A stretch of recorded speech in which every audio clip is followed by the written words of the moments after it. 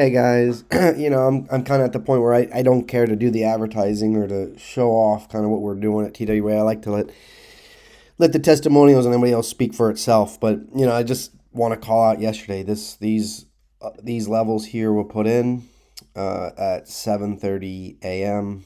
on the third, and you can see how they worked out. All right, we're right here at the red line. Indicator says sell, then it says firm, like yes, we're going down, and we drop. All right, and we come right to the area that we talked about right at 7:30 in the morning here at 1 o'clock in the afternoon, and then we get a buy, the firm, and up we go. So indicators did a great job yesterday. Levels did a great job yesterday. A lot of students in the live channel in the mentorship did a great job yesterday. I'm really proud of everybody. I'm really proud of the indicators, and I definitely wanted to show them off. So thanks for watching.